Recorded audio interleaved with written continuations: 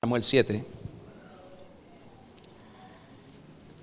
Voy a leerlo para ustedes en la versión de la traducción del lenguaje actual. Usted me puede seguir en su Biblia con la versión que tiene.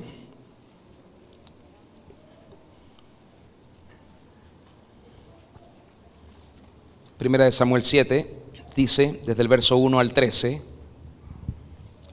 los habitantes de Kiriat Jearim pusieron el cofre del pacto de Dios en la casa de un hombre llamado Abinadab, la cual estaba sobre una colina. También consagraron a su hijo Eleazar para que cuidara del cofre. El cofre estuvo en Kiriat Jearim 20 años, y toda la gente de Israel lloraba y buscaba a Dios. Por eso Samuel les dijo: si de veras quieren volver a obedecer a Dios, dejen de adorar a los dioses ajenos y a las imágenes de Baal y de Astarte o de Astarot. Dice en otra versión: adoren solamente a nuestro único y verdadero Elohim. Él es el Dios verdadero. Así Él los librará del poder de los filisteos. Y dice que los israelitas dejaron de adorar a esos dioses y adoraron solamente a Yahweh de Israel. Entonces Samuel les dijo: reúnan en Mizpa a todos los israelitas, y yo le pediré al Señor que los perdone. Los israelitas se reunieron en Mizpa y reconocieron que habían ofendido a Yahweh. Por eso sacaron agua de los pozos, la derramaron como ofrenda delante del Señor Elohim, y después ayunaron. Fue en Mizpa donde Samuel comenzó a gobernar a los israelitas. Cuando los jefes de los filisteos supieron que los israelitas se habían reunido en ese lugar, decidieron ir a atacarlos. Al saberlo, los israelitas se llenaron de miedo y le dijeron a Samuel: no dejes de orar a nuestro Señor Elohim, ruégale que nos libre del poder de los filisteos. Samuel tomó un cordero y mientras lo sacrificaba, le rogó al Señor que ayudara a su pueblo. Mientras tanto, los filisteos iban acercándose para atacar a Israel, pero Elohim escuchó a Samuel y envió fuertes y espantosos truenos. Cuando los filisteos los oyeron, se llenaron de terror y salieron corriendo. Los israelitas persiguieron a los filisteos desde Mizpa hasta Bet-car y los vencieron. Entonces Samuel tomó una piedra, la puso entre los pueblos de Mizpa y Sen y la llamó Ebenezer, pues declaró: hasta aquí nos ha ayudado Elohim. Hizo esto para que todos recordaran cómo el Señor los había ayudado. Mientras Samuel vivió, Dios mostró su poder contra los filisteos, y estos ya no volvieron a invadir la tierra de Israel. Por el contrario, los israelitas recuperaron las ciudades y territorios que los filisteos les habían quitado, desde Ecrón hasta Gat. Así fue como hubo paz entre los israelitas y los habitantes de Canaán. Cada año Samuel visitaba las ciudades de Betel, Gilgal y Mizpa. Allí aconsejaba y dirigía a los israelitas y los ayudaba a resolver pleitos y problemas. Lo mismo hacía en Ramá, donde él vivía y donde había hecho un altar para adorar al Señor, y Samuel gobernó a Israel durante toda su vida. Israel, en un momento determinado, comenzó a reconocer su necesidad del Señor. El ser humano es muy complejo en esto. El ser humano quiere comprobarse a sí mismo que él es autosuficiente y es independiente, y que puede ser aún más independiente del Señor y puede sobrevivir así. Israel entró en esta situación de tratar de demostrarse que podían vivir sin el Señor y hacer las cosas a su manera, que podían ser independientes y autosuficientes. Pero un día comenzaron a reconocer la importancia que es tener al Señor en la vida. No solo por la provisión que Él puede dar, no solo por la defensa que puede hacer a favor nuestro y en contra de los enemigos, sino porque Él es el único que le da propósito a nosotros, a nuestra vida. Si no tuviéramos necesidad de comida y no tuviéramos enemigos, aún así la presencia del Señor sería demasiado importante en nuestra vida. Pero lo que parece ser en el ser humano hábito, costumbre, es que el ser humano no busca al Señor a menos que tenga necesidades de comida, de vestido, de bebida, tiene enemigos, tiene una necesidad de defensa, de protección, de cuidado. Parece que el ser humano no busca al Señor a menos que esté en problemas y en conflictos. Y esto fue lo que Samuel pudo ver en Israel. Samuel vio en Israel una situación peligrosa, y ellos se lamentaban y lloraban. Después de 20 años de que el arca no estaba con ellos, se lamentaban y lloraban porque el Señor no estaba allí, porque ellos no podían venir a adorarle porque no estaba el arca. El arca, recuerden que representa la presencia, la majestad, la gloria, el poder del Señor. Y como no estaba la presencia, ellos no podían venir a ofrecerle sacrificio. Y lloraban, dice el texto, y se lamentaban por haber cometido recurrentemente el pecado, el error de haberse hecho ver ante el Señor como autosuficientes e independientes. Y Samuel les da un consejo y les dice: si en realidad estas no son lágrimas de cocodrilo, si en realidad ustedes quieren ver al Señor, volver a tenerlo, que Él los tenga a ustedes y disfrutar de su presencia, ustedes tienen que dejar de adorar ídolos. Tienen que dejar las costumbres paganas de los pueblos. Tienen que dejar de seguir esas tradiciones humanistas, de celebrar lo que celebran aquellos que deshonran al Señor, de unirse a aquellas situaciones o prácticas que al Señor no le gustan. Si realmente ustedes quieren honrar al Señor, si realmente quieren verlo, si quieren ser libres de la opresión del enemigo, si quieren contar con su amparo, con su provisión, con su fortaleza y con su dirección, ustedes necesitan renunciar a todo eso y adorarlo solamente a Él y a nadie más que a Él. Darle todo su corazón a Él y únicamente a Él. Y no estar en este juego que a veces sí, a veces no. Esta vez tiene que ser en serio, tiene que ser de verdad. Los filisteos tienen una representación profética importante en la historia de Israel y en la historia nuestra como creyentes. Los filisteos son una tipología de lo que son nuestras luchas espirituales. Los filisteos estuvieron desde que aparece Samuel en la escena como juez de Israel, porque no fue rey, no era rey, no existía la monarquía. Samuel juzgó y gobernó, pero como un juez.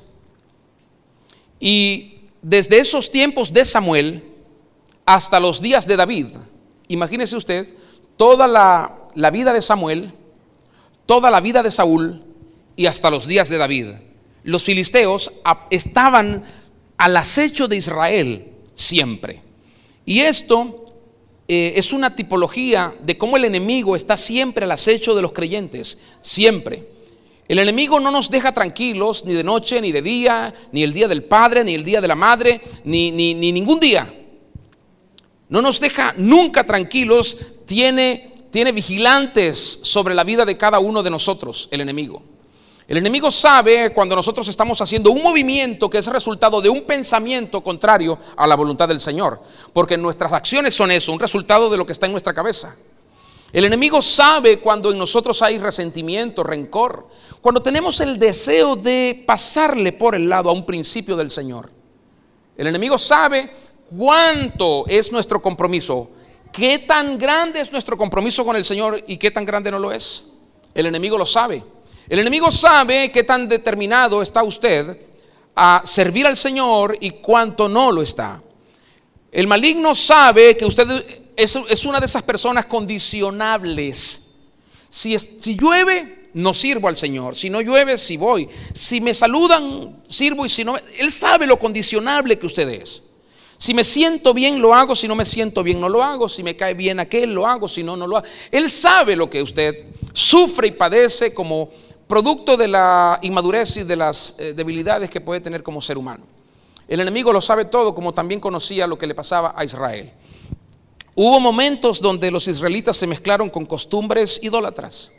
Hubo un tiempo donde ellos hacían prácticas paganas, tal como las otras naciones. Pensaban que Elohim estaba con ellos, pero cuando tenían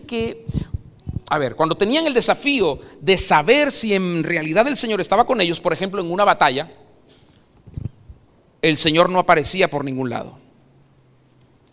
Ellos comenzaron a comprobar, no en la primera, ni la segunda, ni la tercera, ni siquiera en la 10ª vez, sino a través de los años, comenzaron a comprobar que el Señor definitivamente no estaba con ellos. Es decir, se autoengañaron, como muchos hoy se autoengañan, creyendo que el Señor está con ellos solo porque ellos dicen que el Señor está con ellos. Conozco y sé de personas que viven en esa condición. Dicen que el Señor está con ellos solo porque ellos quieren creer que el Señor está con ellos. Pero el Señor no puede estar con una persona, por supuesto, que no le obedece, que no vive rendida a Él, que no le cree, que no le sirve. Y esa es una de las peores trampas del enemigo hacia los creyentes. No te preocupes, no hace falta que te congregues, no hace falta que sirvas, no hace falta que ofrendes, que diezmes, no hace falta que perdones, no hace falta que ames, solamente cree que Dios está contigo y listo. Y ese es un punto grave en la doctrina de aquellos que dicen amar al Señor. Es un punto gravísimo, porque por eso muchos se están yendo al infierno. El sabio nos enseña que el principio de la sabiduría es el temor a Yahweh. El temor a Yahweh no es el temor al castigo, ni al juicio, ni a la condenación. El temor a Yahweh nace de un corazón que lo ama primero. Y porque lo ama, lo respeta. Y por eso lo reverencia, porque lo ama. El temor a Yahweh nace de un corazón que lo ama y tiene un profundo agradecimiento por Él. Y por eso lo quiere honrar siempre, siempre lo quiere honrar. Cuando perdemos el temor al Señor, inmediatamente nos dejamos distraer. Cuando yo veo una persona distraída es porque ha perdido el temor al Señor. Es decir, lo que el Señor le dice, tiene que remachárselo, reconfirmárselo, no sé, 900,000 veces para que lo pueda obedecer. Una persona temerosa del Señor, cuando el Señor no ha terminado de hablar, ya tiene una actitud de acción en su corazón para hacer lo que el Señor dice. Es muy diferente. Esto era lo que hacía Samuel. De modo que el temor es un elemento clave para nosotros saber si está o no el Señor con nosotros. Muchas veces asumimos que Él está porque queremos creer que Él está. Porque alguien nos dice equivocadamente en la doctrina: no te preocupes, el Señor está ahí contigo. Aunque tu vida sea lo que sea, el Señor está ahí. No, el Señor no está ahí. El Señor no está ahí si tú vives fornicando, adulterando, mintiendo, engañando y haciendo cosas desagradables para Él. El Señor no está ahí si tú sigues desobedeciendo, si no sabes simplemente hacer su voluntad. El Señor no está ahí. Algunos dicen que sí está, pero no está. Compruébalo en los resultados de tu vida y dime si estás conforme y feliz con eso. El Rey Elohim muchas veces simplemente nos deja pelear las batallas a nuestra manera. Usted dice: yo voy a pelear esta batalla a mi manera, voy a hacerlo así. Voy a ganarle a la abundancia reteniendo, por ejemplo, no dando, no siendo generoso. Esa es una manera muy humanista de yo tratar de vencer la escasez y la miseria y la necesidad. Reteniendo, y tienes para darme, para no tengo, y tienes para no tengo, y no tengo. Y esa situación de negación, de rechazo y de egoísmo no es la que va a hacer que la abundancia crezca y se multiplique, sino que va a llamar como a un guerrero valiente a la miseria, a la escasez y a la ruina. Porque el principio es que dando es como se recibe. Dando es como se recibe. Y hasta que nosotros no aprendamos a vivir por principios, la vida en el Señor será un fracaso. Pero pregunto yo, digo yo, en otro Señor, no en el Señor Yahweh. Porque en el Señor Yahweh la vida es un éxito cuando tú vives en los principios de Él. Pero cuando tú dices: Yahweh está conmigo, Yeshua está conmigo, Elohim está conmigo, el Espíritu Santo está conmigo, y practicas otras cosas que uno se pregunta: ¿de dónde salió esto? No puedes decir que el Señor está ahí. Escucha bien. El hecho de que el Señor te deje pelear ciertas batallas a tu conveniencia no significa que Él está contigo. No significa que vas a ganar, significa simplemente que has perdido el temor del Señor. Has perdido el temor, porque ¿qué es lo más lógico frente a un enemigo espiritual o físico? Clamar y pedir la dirección del Mesías. Clamar y pedir que venga su luz. Clamar y pedir que venga su sabiduría, pero muchos no quieren hacerlo. ¿Sabe por qué? Porque eso no ocurre de la noche a la mañana. Él te probará, pondrá a esperarte, Él te dejará en espera a ver qué vas a hacer. Y la mayoría de los creyentes, ¿qué hacen? Se desesperan, no saben esperar. El pueblo de Israel, a causa de su idolatría, perdió el elemento espiritual más sagrado que ser humano alguno podía tener: la presencia del Mesías. Y esa presencia que estaba allí en un mueble muy bien fabricado, a la perfección, con ciertos elementos, metales y alimentos y ciertas cosas que simbolizaban la presencia del Señor, ya no estaba para ellos. Pero ellos no se preocuparon. Miren esto: cuando las personas pierden la presencia del Señor, no se preocupan, porque creen que la vida va a seguir igual, creen que todo va a seguir igual, que las cosas van a seguir normales. Israel se dio cuenta a los 20 años, después que se habían robado la presencia del Señor, que se habían tratado de robar la presencia, que se habían llevado el arca de la presencia. A los 20 años después fue que Israel comenzó a lamentarse, comenzó a llorar y a decir: necesitamos al Señor. Usted no se da cuenta hasta que un día siente en lo profundo de su ser cuánto lo necesita y cuánta falta le hace tener al Señor de su lado. El arca contenía alrededor de esos elementos representativos del majestuoso rey Yahweh. Tenía la gloria, tenía la presencia visible, ahí estaba la voz. Tenía las tablas de la ley, tenía el maná, tenía el peso de su presencia. Era una atmósfera muy espesa. El ser humano se desvanecía en esa presencia. Y los filisteos no entendían nada, escucha esto, con respecto a lo que significaba el arca. Los filisteos se robaron el arca, se la llevaron. Ellos no entendían, ellos pensaban que era algo así como un amuleto. Y dijeron: bueno, si Israel confía en esta caja, vamos a llevarnos esa caja para que Israel pierda contra nosotros siempre. ¿Quién sabe qué habrá en esa caja? Ellos tenían la idea cultural de que esa caja era algo fabricado por un ser humano, como se fabrican los ídolos, pero no sabían lo que la caja realmente representaba. No lo entendían. Por 20 años Israel lamentó haberse equivocado. Por 20 años Israel lamentó su tibieza. Escúcheme, por 20 años Israel lamentó su excesiva confianza en sus capacidades humanas y en su independencia.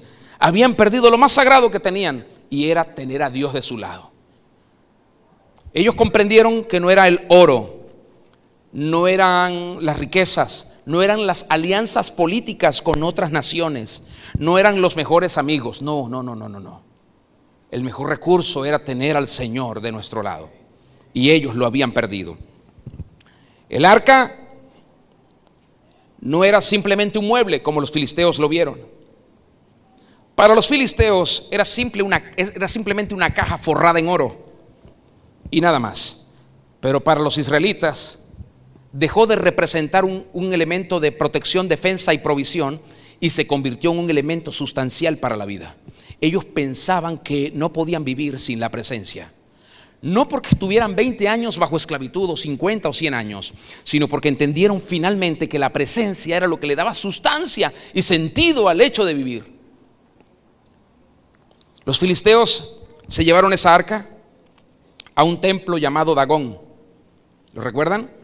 Y ellos quisieron aprisionar esa presencia, la majestuosa, la magnífica, la incomparable presencia del eterno Elohim.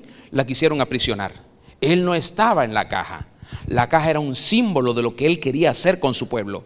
Él no estaba ahí. Ellos quisieron aprisionarlo y pusieron la caja en el templo donde estaba un ídolo llamado Dagón. Y al siguiente día el que cuidaba al templo fue a ver, y cuando fue a ver, el ídolo, que era grande, estaba caído. Se había caído. Y se sorprendió el que cuidaba el templo y llamó a algunos ayudantes, y vinieron y levantaron al ídolo pensando que era una coincidencia, no sé, algún temblor, algún viento entró, qué sé yo. Al siguiente día El ídolo no solo estaba caído, sino tenía sus manos cortadas. Y los filisteos comenzaron a sufrir los efectos negativos de tener el arca. Imagínese usted, porque la presencia del Señor no es para los pecadores. La presencia del Señor no es para los rebeldes, no es para los asesinos, ni para los tracaleros, ni para la gente mala y perversa. Ellos quisieron tener el arca y ¿sabe lo que les pasó? Comenzaron a sufrir enfermedades, las más vergonzosas enfermedades comenzaron a sufrir en sus genitales, en sus partes íntimas, comenzaron a sufrir cosas y sabían que eso era por causa de esa caja, que era para ellos una simple caja, que el hecho de que el ídolo se cayera y que se volviera a caer y un día estaba ese ídolo todo destrozado, era por causa de esa caja, y tuvieron miedo y fueron y regresaron la caja y la dejaron a cierta distancia para que Israel la recuperara. Escuche bien, lo que el Señor nos está diciendo es precisamente lo que va a hacer con aquellos que siempre nosotros decidamos elegirlo a Él por encima de cualquiera de nuestras preferencias. Siempre que nosotros estemos dispuestos a no mezclar lo que Él nos da con otras cosas que el mundo nos ofrece, que el diablo nos ofrece, que el maligno nos ofrece, nosotros tendremos su presencia. Lo que el Señor nos está diciendo es que van a seguir viniendo los problemas, los temores, las circunstancias. Ellas querrán levantarse y aplastarnos, pero el Señor nos está diciendo que van a quedar humilladas. Israel tenía miedo en su falta de crecimiento, de desarrollo, de madurez, tenía miedo. Pero el Señor se encargaba de destruir todas las fortalezas en las que ellos confiaban. Ellos sabían que con su ídolo caído no podían tener la confianza de ir a una batalla, porque era su cultura, era lo que le habían enseñado a ellos desde siempre. Usted debe saber hoy que sin el Señor de su lado, usted está en peligro de perder todas las batallas de su vida. Eso es lo que Israel entendió finalmente después de 20 años. El enemigo va a caer vencido todas las veces que quiera levantarse contra ti, si tú apartas de ti toda idolatría, toda mezcla de cultura, todo aquello que al Señor no le agrada. El enemigo caerá 1, 2, 3, 10, todas las veces que intente levantarse contra ti, caerá y caerá. Pero no va a caer porque tú lo digas ni porque tú lo declares, caerá porque tu vida dice que tú no le sirves a Satanás. No hay nada, no hay nadie que pueda enfrentar la presencia del Señor cuando esa presencia está gobernando la vida de una persona que es humilde de corazón. La fortaleza y la misericordia del Rey de Reyes es la que realmente hacen huir a cualquiera de nuestros enemigos delante de nosotros. Y nosotros podemos decir, ¿y qué fácil estuvo ganar esta batalla? No, no fue fácil, solo que no fue tu fuerza, fue la fuerza del Señor. No fue fácil. Recuerda lo que has cultivado con el Señor, eso va a traer siempre una consecuencia, un resultado de victoria. Cuando tú no cultivas nada con Él, el fruto siempre será un fruto de derrota. Porque eso es lo que pasa cuando tú dices al Señor, Señor, te entrego mi vida, haz con mi vida lo que tú quieras hacer, hazlo Señor, hazlo por favor, yo te pido que lo hagas, y después terminas haciendo lo que tú quieres hacer. El resultado es un resultado de derrota, el resultado es un resultado de fracaso.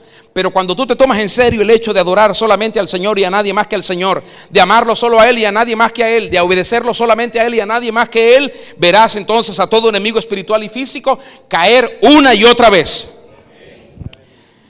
¿Por qué? Porque el Señor dijo que aquel que le cree y le entrega su vida se convierte. Él lo hace su habitación. ¿Y qué ocurre en la habitación del Señor? La habitación del Señor es llena por su gloria, es llena por su poder, es llena por su majestad, por su santidad, y ningún enemigo puede estar en su presencia de pie. Ningún enemigo puede estar en su presencia de pie. ¿Sabe qué es lo lindo de todo esto? Cuando tú te determinas y dices, yo solo voy a vivir para el Señor, no le voy a dar mi adoración, mi culto, mi esfuerzo, ni ninguno de mis recursos a Satanás y a sus demonios, no voy a confiar en lo que el diablo me está ofreciendo, yo solamente voy a honrar al Señor. ¿Sabe qué es lo lindo? Comprende definitivamente que no hay manera en que el diablo pueda estar asociado contigo en nada.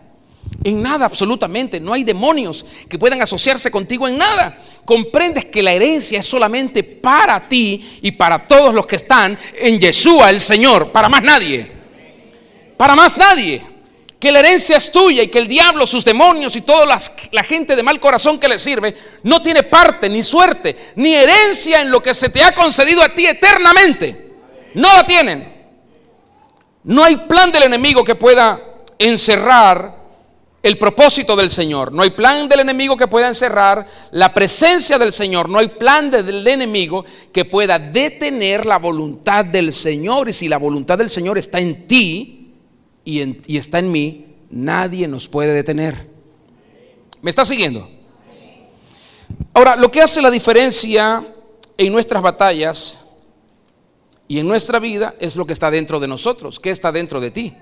¿Qué cultura, qué pensamiento, qué intención, qué deseo? ¿Qué está dentro de ti? Porque eso es lo que hace la diferencia. Eso es lo que hace que las cosas sean distintas para unos y para otros. Yo quiero hoy hacer algo en fe. Realmente los días se aproximan. El tiempo se aproxima. Las personas a veces olvidan lo que el Señor ha hecho, lo que el Señor ha dicho.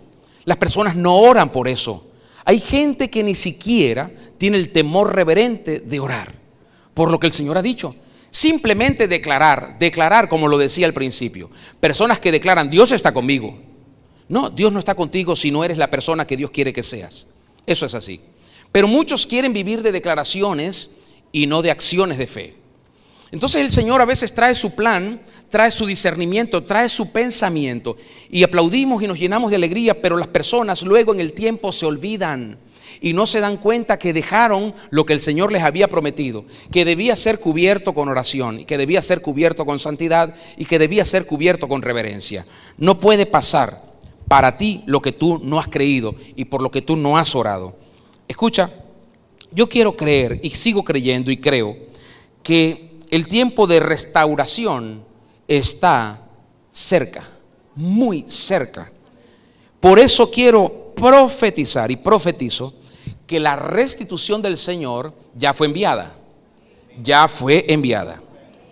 Que el tiempo donde el Señor va a comenzar a devolver a quienes tuvieron una actitud de espera, llegó. Y por eso he titulado este tema, por favor, recupera lo perdido. No vas a recuperar lo perdido solo con una declaración. Necesitas tener una actitud en mente, en espíritu, en corazón y necesitas tener una acción que le permita al Señor sentirse agradado, honrado por esa conducta. Lo que pasó ayer, lo que pasó la semana pasada, el año pasado, lo que ha ocurrido en tu vida, no importa qué tan devastador haya sido, no importa qué tan triste haya sido. Tú dices, ¿cómo que no importa? Claro, porque cuando tú miras la gloria venidera que está por manifestarse, tú dices, ¿para qué me quiero enfocar en algo que me da tristeza? ¿Quién se quiere enfocar en algo que le da tristeza? Levánteme la mano. Pero aunque muchos no levantaron la mano, a veces están enfocados en eso. A veces están enfocados en eso. El Señor quiere que hoy mires ese pensamiento y te enfoques en la gloria venidera que está por manifestarse. ¿Me estás escuchando? Que te enfoques en la gloria venidera que está por manifestarse. Has pasado situaciones adversas, has pasado circunstancias difíciles, pero el Señor te está hoy dando una instrucción y te está diciendo, es tiempo de que recuperes todo lo perdido. Sufriste, derramaste lágrimas, bueno, ya eso pasó. Tuviste batallas, te dejaron marcas, ya eso pasó. Ha llegado el tiempo de recuperar. Levanta tu mano y di conmigo, ha llegado el tiempo de recuperar. ¿Por qué no te pones de pie, vas a una o dos personas y te mueves de tu asiento a cualquier lugar, el Espíritu Santo te lleve y dile, este es tiempo de recuperación? Vamos, muévase con ánimo, con entusiasmo, con alegría. Este es tiempo de recuperación, como gente victoriosa, no como gente derrotada. Muévase, por favor.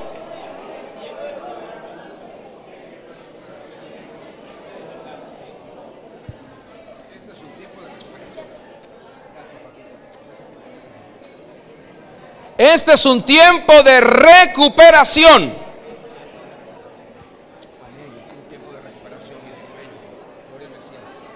Es un tiempo para recuperar lo perdido.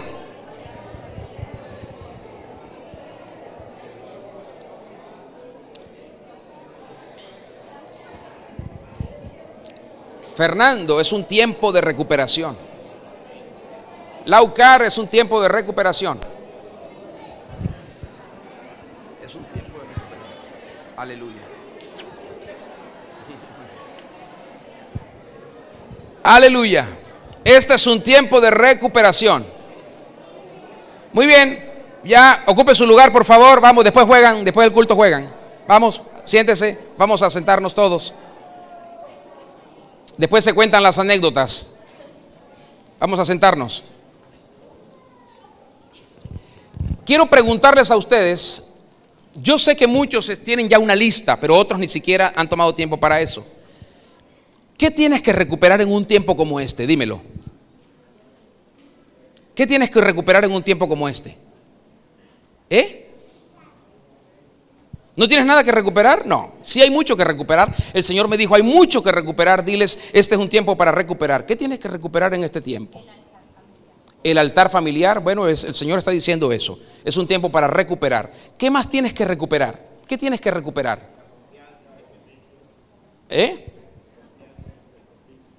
¿La confianza en quién y el servicio para quién?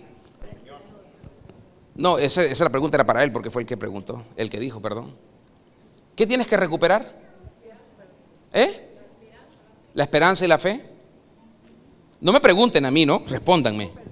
El tiempo perdido, has perdido tiempo. ¿Qué más tienen que recuperar? Los hijos para el Señor. ¿Qué tienes que recuperar?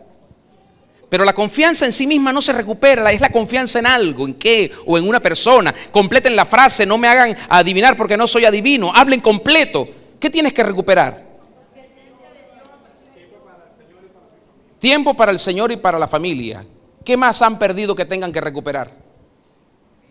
La economía. ¿Qué más han perdido que tengan que recuperar? La familia.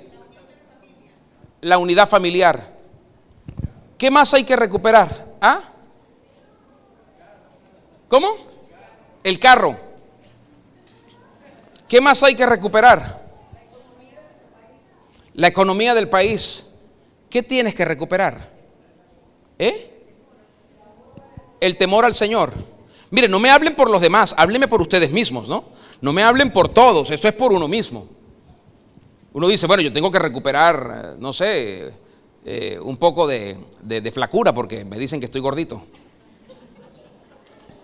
Por ejemplo, es un ejemplo. Yo no voy a hablar de mi hermano Kennedy, tiene que recuperar kilos, no, porque yo no sé si él hace 10 años era gordito, no sé.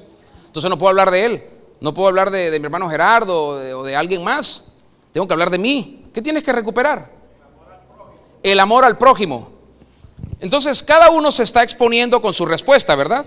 Dice, ¿por qué? Porque yo perdí esto, yo he perdido esto, yo tenía esto y lo perdí, yo tenía esto y lo perdí, aquello también lo perdí, esto lo perdí, esto. ¿Y por qué perdieron todas esas cosas? Pregúntese, ¿por qué? A veces atribuimos estas cosas al diablo, mire esto. Yo lo atribuyo a la falta de diligencia, en otras palabras, a la negligencia. Por eso es que perdemos, porque nos distraemos. La falta de temor nos hace distraernos. Yo siempre he dicho y creo por experiencia propia que cuando vivimos en el temor del Señor, el Señor te habla todos los días. Y si estás en peligro, te advierte. Además, fue una promesa. Él dijo que ningún mal nos dañaría, aun si hollábamos sobre serpientes y escorpiones. Lo leímos hace un momento. Él lo dijo, que nos cuidaría de día y de noche, que estaría con nosotros. Pero hay cosas que perdimos. Yo perdí muchas cosas en el pasado también, por mi negligencia, desobediencia, inmadurez, falta de temor al Señor, perdí. ¿Cuándo comencé a ganar? Cuando comencé a recuperar lo primero, el temor reverente al Señor.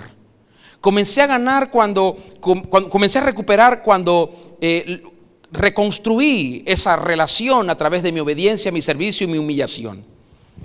Créalo, el enemigo no puede tocar nada de lo que el Señor te ha concedido a menos que haya una brecha, a menos que hayas abierto una brecha. ¿Cómo abres una brecha? A través de la desobediencia, de la incredulidad, de la rebelión, del mal hablar, de maldecir, de hablar groseramente, de insultar, de ofender, a través de la negligencia, a través de la impuntualidad. Abres muchas brechas a través de muchísimas cosas. Luego no puedes culpar al diablo o decirle al Señor que Él no es responsable. ¿Cuántos creen que Él es el mejor papá del mundo? Entonces, ¿cómo va a dejar Él que tú pierdas? ¿Sabes qué? Si hablamos de negocio, yo he conocido al Señor en los negocios y creo que el Señor nunca pierde, pero ni un centavo. nada. El mejor negociante del mundo. Y si no, pregúntenle a aquellos de la parábola de los talentos, aquellos 4 que estaban allá. Pregúntenles, si los ven algún día, pregúntenles. En esa anécdota, en esa analogía que hace el Señor de los talentos, Él nunca pierde. Él puso un mayordomo para ganar, y cuando el mayordomo no ganó, ¿qué hizo? Le dijo: te has condenado a ti mismo. El Señor nunca pierde, jamás pierde, nunca. Los que perdemos somos nosotros. Él nunca ha perdido.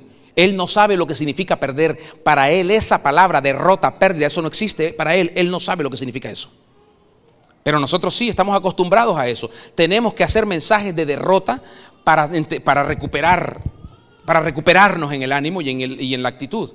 Tenemos que hacer mensajes de victoria para recuperarnos y levantarnos en la actitud. Pero el Señor no sabe lo que eso significa. Sin embargo, el Señor hoy me ha enviado a decirte que vas a recuperar todo lo que perdiste si haces lo que Samuel le dijo a los israelitas que hicieran. Quita los ídolos, no te mezcles, no dejes que la otra cultura te influya hasta el punto de desobedecer al Señor. Pon al Señor primero en tu vida, dale todo al Señor. Pregunté la semana pasada, ¿ustedes acaso creen que ya hicieron todo lo que el Señor les mandó a hacer? No, hay mucho por hacer, pero muchos están dedicando tiempo a otras cosas y no al Señor como el Señor quiere, porque muchos no quieren sacrificar otras cosas. Tú dirás, pero no son cosas malas. Sí, pero el Señor no quiere que sacrifiques tiempo en eso, quiere que sacrifiques tiempo en Él. Tienes que sacrificar. Algunos hoy vinieron de repente con un dolor. En estos días hablé con alguien, estábamos con mi esposa haciendo una visita y estábamos hablando con unas personas, una familia, y la persona me decía: pero ¿cómo vamos a hacer el domingo? Y yo le digo, ¿por qué? ¿Qué vamos a hacer el domingo? El domingo es la final del mundial. Y yo digo, ¿y qué pasa? ¿Qué pasa? El culto, ¿pero qué pasa? Es a las 11, ¿pero qué pasa con eso? No entiendo. Yo me estaba haciendo el tonto. No entiendo. Y bueno, no vinieron. Muchas personas están haciendo eso. Están dándole primer lugar a muchas otras cosas que usted dice, pero no es malo. Además es una vez al año, una vez cada 4 años, un mundial, un domingo a las 11 de la mañana. Pero tú no sabes si el Señor tiene hoy una palabra que puede ayudarte a superar una situación que no has podido superar en toda tu vida. Entonces subestimas al Señor y le dices al Señor, condiciónate a mí, hazlo cuando yo quiera. Sin embargo, el Señor dice, si haces lo que Samuel le dijo a los israelitas que hicieran, todo lo que has perdido lo vas a recuperar. Y vas a recuperar algo que algunos perdieron, y esto no es para todos, pero es para algunos. Algunos de ustedes perdieron la alegría. No la felicidad, la alegría. La vas a recuperar. ¿Sabe qué es lindo? Estar alegre. Eso es muy lindo. Algunos perdieron esa gracia del Señor, esa gloria. El Señor dice, la vas a recuperar si decides hacer lo que Samuel hizo, lo que Samuel le dijo a los israelitas que hicieran. Quebrantaré todo poder del enemigo en tu casa, en tu barrio, en tu trabajo, lo haré. Wow, esto es muy poderoso. ¿Sabes lo que es Mizpa? Donde Samuel le dijo a los israelitas, convóquenlos a todos que vengan a Mizpa. Este sitio era un sitio cerca de un río que simbolizaba al pueblo de Israel, que por 20 años había extrañado lo genuino y le había quedado solamente el recuerdo, el nombre. ¿Cómo podemos vivir nosotros del recuerdo? Si pudiéramos hacer memoria hoy de las cosas lindas que hemos vivido en el Señor, nos reiríamos, lloraríamos, nos alegraríamos, nos gozaríamos, pero volveríamos a la realidad con mucha tristeza.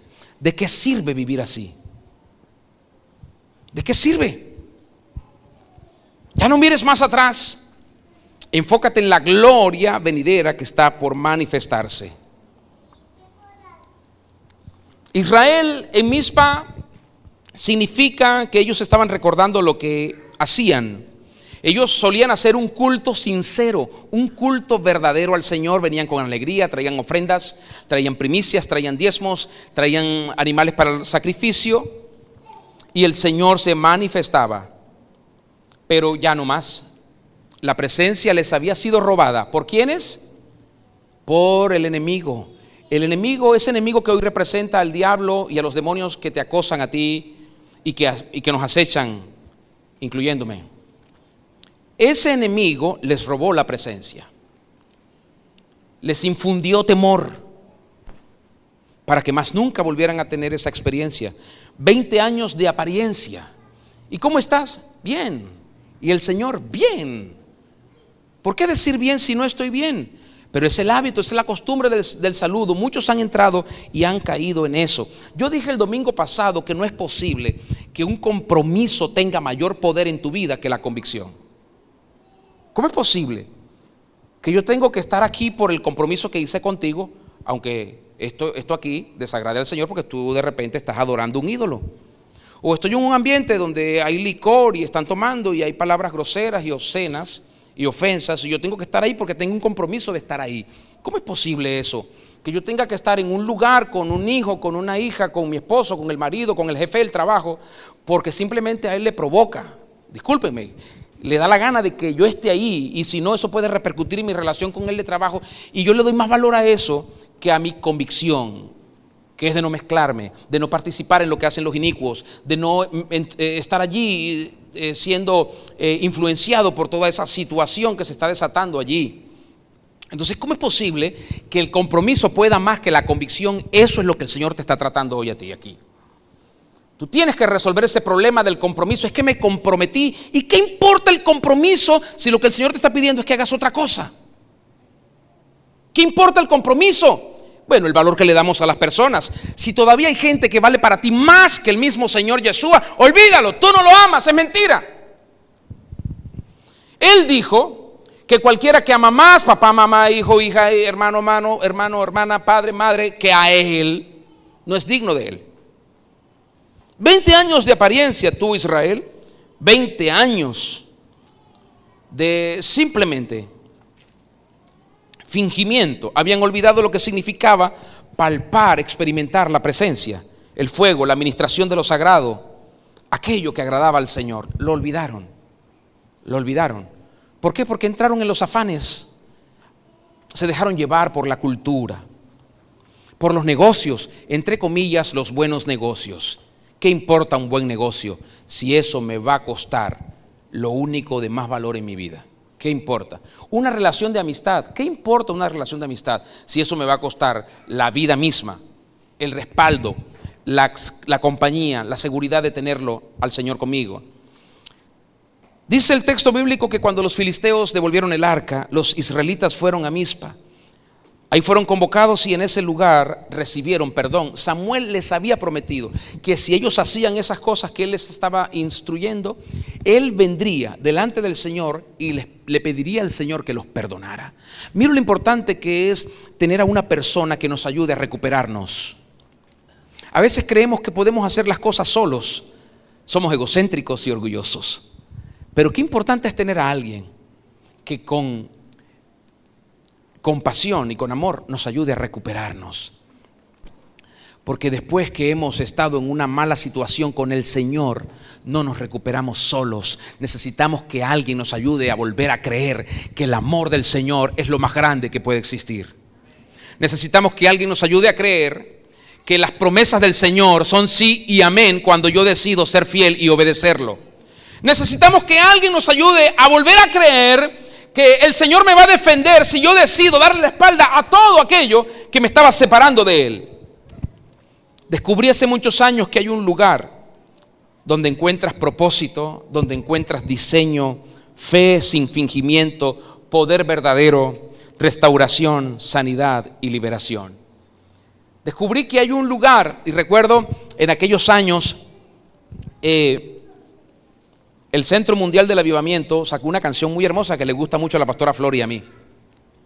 Hay un lugar donde quiero morar y contemplarte escuchando tu voz todos los días, Señor. En tu presencia junto a ti quiero estar. Mi lugar es donde tú estás. Y me dejó solo la pastora Flor hoy cantar. Cuando estaba meditando y creciendo en esto, justo escuché esa canción y dije, ¿cómo es posible? Esta canción muestra todo lo que yo quiero y necesito. Justo estaba pasando por esta experiencia de descubrir que hay un lugar. Hace muchos años, tal vez unos 20 años, descubrí que hay un lugar que es el mejor lugar del mundo, la presencia del Señor. Y aunque descubrí que era el mejor lugar, la presencia, tal vez lo veía de una forma mucho más placentera que como un lugar de restauración.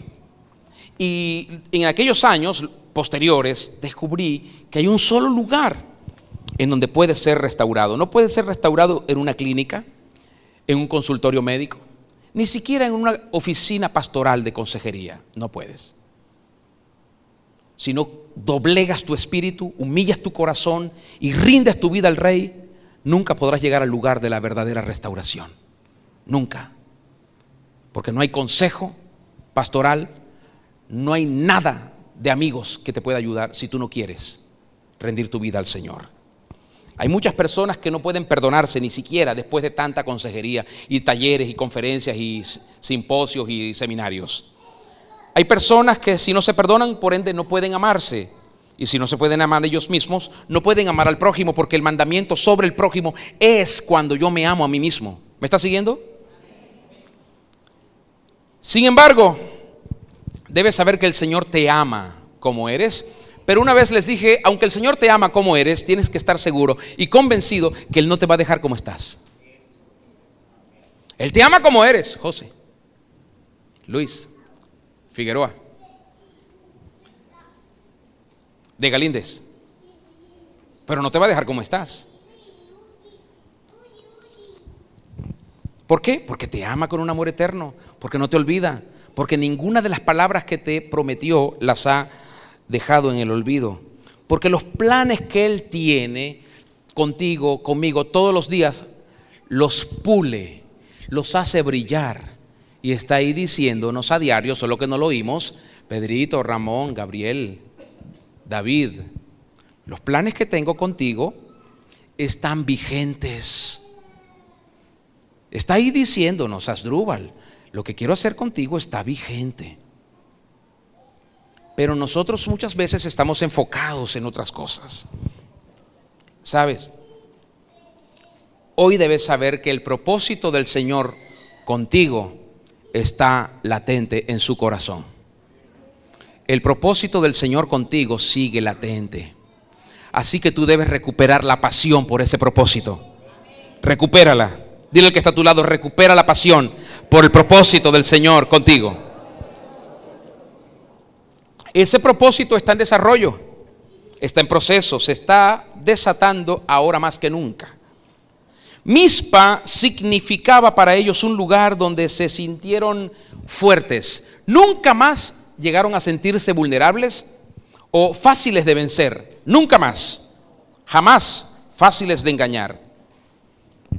Hay un día, hay una hora donde tendrás la experiencia de la victoria de aquello que siempre esperaste vencer. Hay un día y hay una hora. Tú dices, ¿cuándo voy a vencer esto? ¿Y cuándo voy a vencer esto? ¿Y cuándo voy a vencer esto?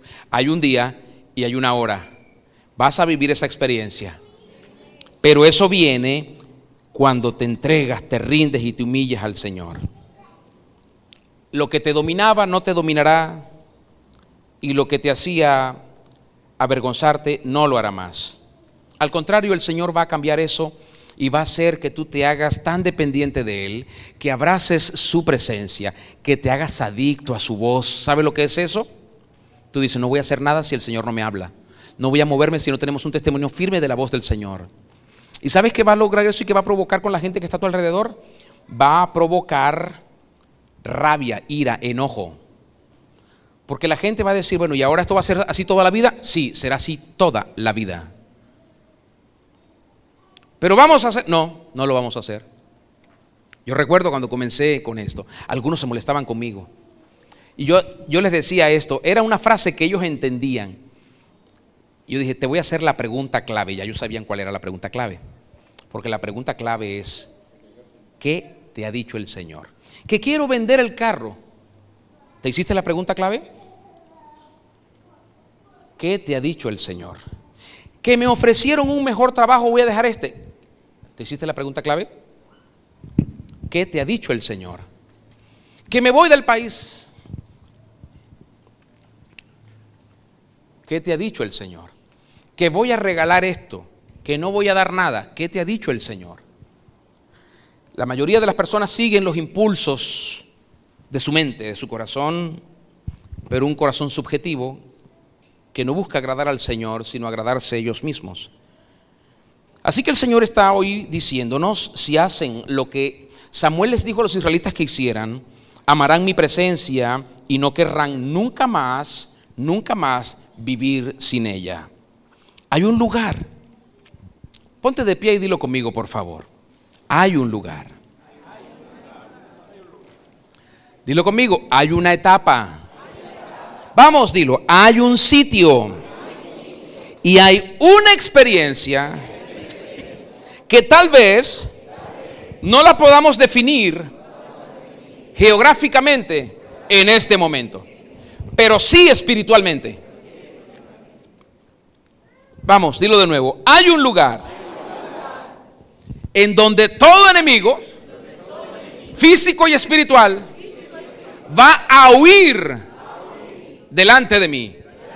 Vamos, dilo conmigo. Hay un lugar en donde yo puedo recibir perdón, nuevas fuerzas, sanidad, restauración y ser levantado para continuar en el plan del Mesías. Di conmigo, hay un lugar. Di conmigo, hay un territorio que me pertenece y el enemigo tendrá que dejarlo para que yo lo tome. Di conmigo, hay un tiempo de recuperar y ahora es ese tiempo. La gloria del Señor vendrá sobre mí en la medida en que yo aprenda a recuperar. Es un tiempo para recuperar. Y la sabiduría del Señor será clave en este proceso de recuperación. Di conmigo, recuperación. Dilo de nuevo, recuperación. La sabiduría es clave. No puedes recuperar sin la sabiduría del Altísimo, porque tu mente humana te dirá lo que debes hacer y eso será una trampa que el enemigo puede usar para dañarte. Di conmigo, estoy en un tiempo de recuperar. Hay un lugar del testimonio donde el Señor va a hablar a mi vida para que yo recupere por etapa, por tiempo, lo que debo recuperar. Tienes que tener claro esto, no vas a recuperarlo todo de una vez. No vas a recuperarlo todo de una vez. Hay un lugar, hay una etapa, hay un tiempo. El Señor te va a decir, vas a recuperar primero esto. Tal vez necesitas recuperar la conciencia primero, antes que todas las cosas, la conciencia. Porque muchos perdieron la conciencia de lo que tienen que recuperar. Y el Señor quiere que recuperes la conciencia de lo que hay que recuperar. Por eso te pregunté al principio, ¿qué tienes que recuperar? Y algunos como que se dieron cuenta hoy, sorprendidos, que tenían que recuperar algo. Algunos como que se olvidaron o no pensaron que habían perdido algo. Sí, algunos han perdido no algo, han perdido algunas cosas importantes en su vida, pero este es el día para recuperar. Levanta una de tus manos. Este es un día para recuperar también y tener el perdón del Señor. Dile conmigo al Señor, Señor, perdóname. Porque perdí muchas de las cosas que tú me diste. Perdí el valor para no negociar tus principios.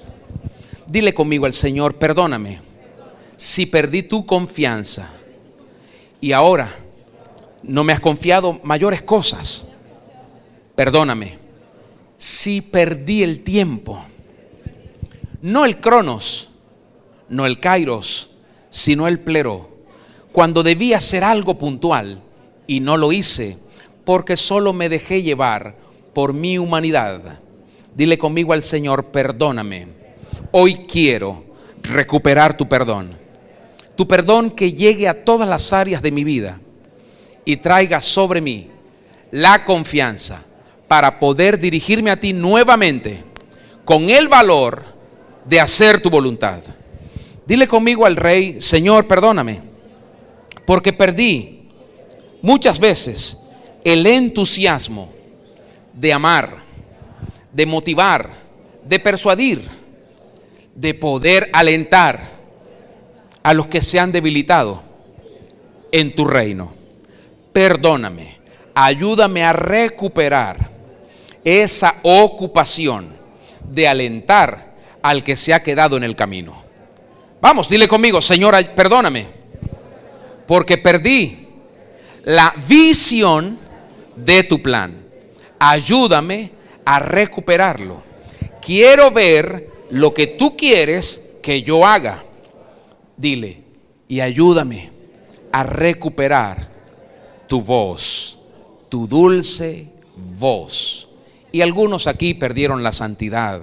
¿Por qué no le dices al Señor: perdóname, porque perdí la santidad, me corrompí, pensé mal, hablé mal, o simplemente hice algunos actos pecaminosos que son vergonzosos ahora mencionarlos, pero perdí la santidad?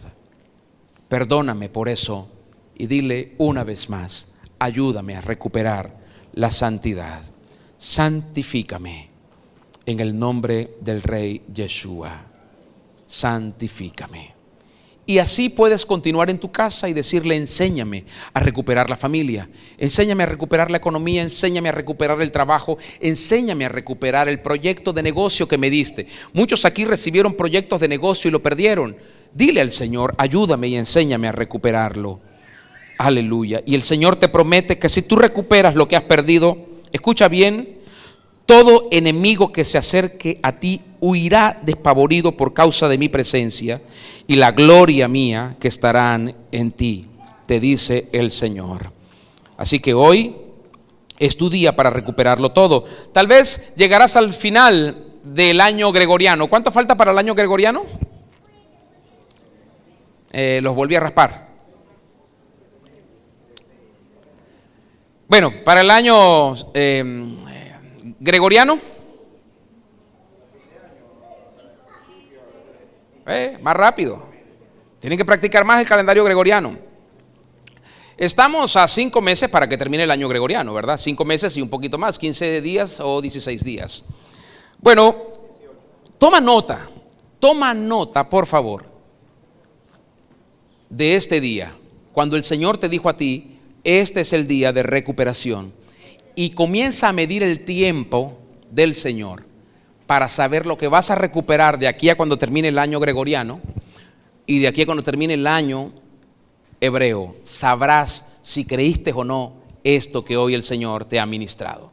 No porque digas sí lo creo, no, sino por el resultado que vas a tener en tu vida. El resultado te va a medir y te hará saber si lo abrazaste o no. Mira a la persona que está a tu lado y dile: hoy es tu día de recuperar lo perdido. Así que, ¿qué hay que hacer cuando uno sabe que ha perdido cosas? Hacer una nota. Ustedes saben esas cajas de herramientas que el pastor Nelson vende, que son de muchos raches o llaves de boca, que son de varias medidas, y algunas vienen enumeradas en el estuche, y usted se le desordena todo, y usted comienza una por una a ponerla en su lugar, y cuando hay un lugar vacío, usted sabe que perdió algo. Haga ese inventario y sabrá lo que ha perdido. ¿Por qué? Porque este es el día de recuperación. Alabado sea el Mesías para siempre. Vamos, alabe el nombre del Rey. Él es bueno. Él es bueno. Quiere que recuperes para que tu vida tenga un equilibrio y comiences a hacer su voluntad. Aleluya. Aleluya. Gracias, Señor. Recupere su fidelidad al Señor, recupere su servicio, su entrega, su devoción. Recupérela, muchos la perdieron. Recupere la pasión por el plan del Mesías, por la iglesia, recupérelo. Por favor, ocupe su lugar.